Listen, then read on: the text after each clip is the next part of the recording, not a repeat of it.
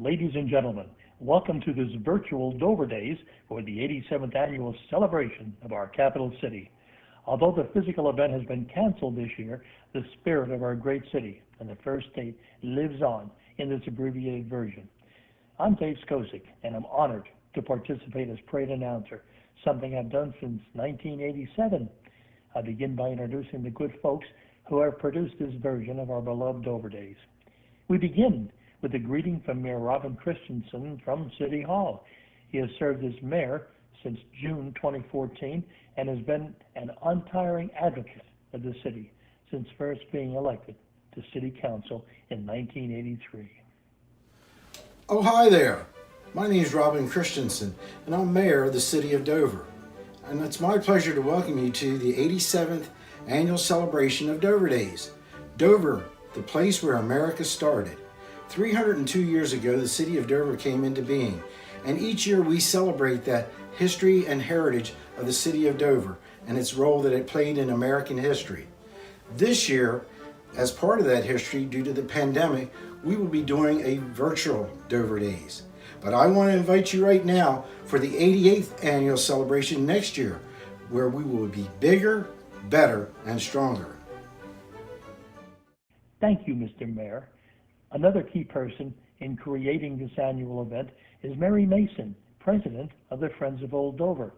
The Friends is a historic preservation society focused on preserving Dover's historic and architectural heritage for future generations.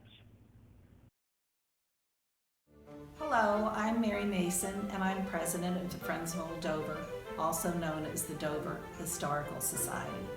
We promote historical preservation in Kent County and colonial history in the city of Dover. We also support educational programs, tours, and events with First State Heritage Park on the Green. Our annual events include bus tours, exhibits, and our most favorite Last Saturday talks at City Hall, sponsored by our mayor, Robin Christensen. In the spring, we had to cancel a lot of our events, so this fall we have rescheduled 3, which we think will be really good. The first one is Dover Before It Was Dover. The second one, Stately Homes of Dover by Will Parkhurst, which we're looking forward to. This is part 2 of his talk. And the third one is a tavern tour, which is new and we're very excited about it. Right now we're challenged by the coronavirus. This has been the second time in history the Dover Days has been canceled. The only other time was World War II. So we are presenting this virtual program of Dover Days. We have a lot of old pictures, a lot of memories, a lot of people saying what some of their memories are. And I think it would be a really nice thing to see in lieu of not having a real Dover Days.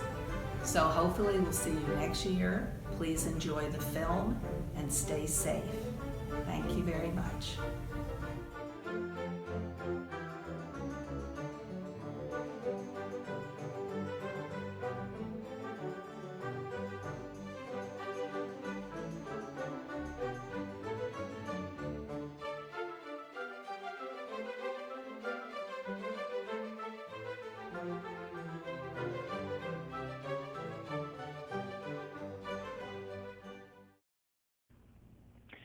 Segment 4.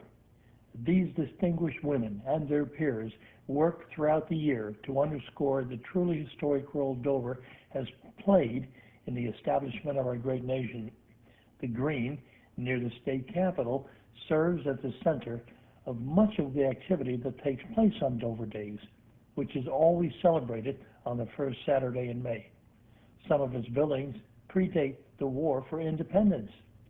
On July 2nd, 1776, delegates from the 13 colonies met in Philadelphia and voted in favor of their independence from England, forming the United States of America. Caesar Rodney, a delegate from Delaware, rode 70 miles to Philly and cast the deciding vote in favor of Thomas Jefferson's bold Declaration of Independence. 11 years later, on December 7, 1787, at the Golden Fleece Tavern on the Green, 30 delegates from Delaware's 3 counties voted to ratify the new federal constitution, making Delaware the first state. Construction of the State House was begun later that year and completed 5 years later in 1792. The building served as Delaware's sole seat of government until 1932 and is the second oldest state house in the nation. A small patch of bricks in front of the building marks the porch of an earlier, smaller building where the Declaration of Independence was first read to an assembled group of townspeople, farmers, and businessmen on August 29, 1776.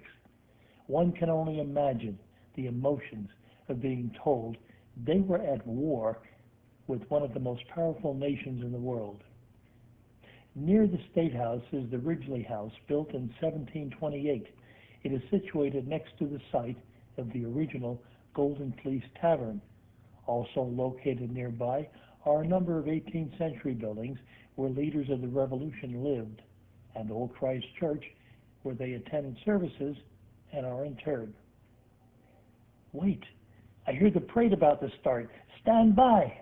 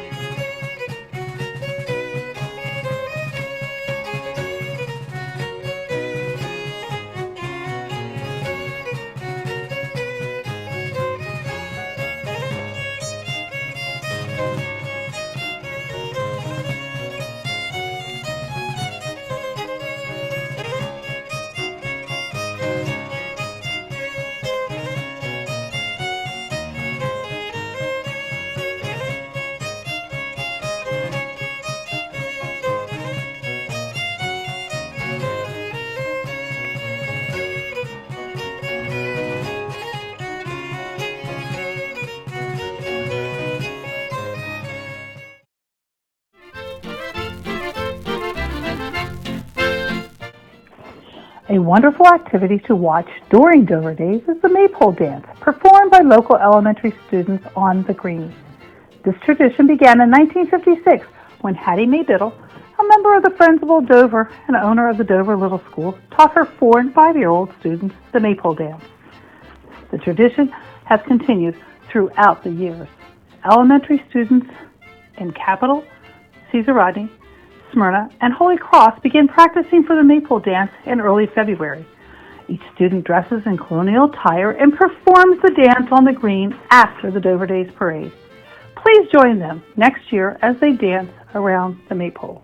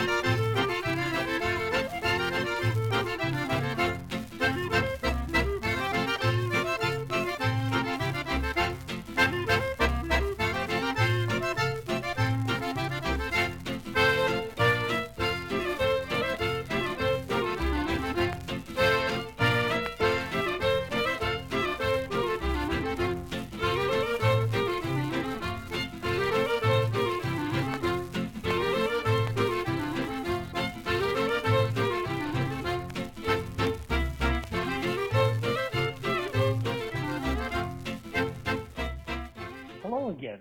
Another key person in putting this annual celebration together is Ann Baker Horsey, who has served as Curator of Collections, Delaware State Division of Historical and Cultural Affairs. She has recently retired after more than 40 years of service. She was a key person in the restoration of the old State House to its original 18th century appearance by procuring period-appropriate furnishings, contracting for the restoration of artwork, and selecting period-specific ornamentation and paint colors. She was also involved in the interior design planning for the restoration of several other historic buildings in Delaware, including Dover's Johnson Victrola Museum. She plans to continue volunteering for a variety of community organizations. She will tell us about the first Old Dover Days, the Dover Garden Club, the event's history, and changes throughout the years.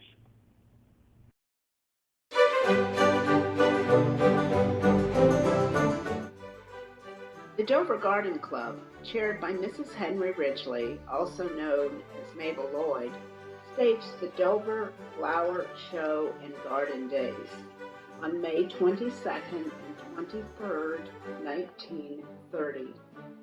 The admission of $1.25, entitled One to Tour 15 Gardens and View the Flower Show in the Dover Armory. Impressed with a similar program in Charleston, Mrs. Ridgely proposed organizing such an event in Dover. In 1933, the Garden Club decided to host, quote, a day with the storied houses and gardens of Old Dover, 1683 to 1933. Held on Saturday, May 13, from 12:30 to 6, which is advanced time, and admission of $1, this first event commemorated the 250th anniversary of the founding of Dover in 1683 by William Penn. The 20 gardens, many with quadrille dancing, the exhibits of antiques, and maypole dancing on the green, all with costumed participants, delighted the first visitors. First Lady Mrs. C. Douglas Buck received her visitors to the new Legislative Hall. The Boy Scouts served as official tour guides.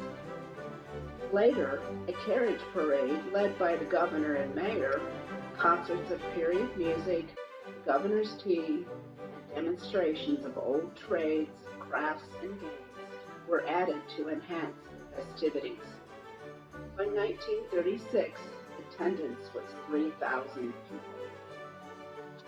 Running continuously through 1940, a gala day at home in Dover and a day in Old Dover resumed in 1948, following the interruption of World War II. In 1949, Old Dover Day was held under the auspices of the Friends of Old Dover. By 1955, it became a two-day festival.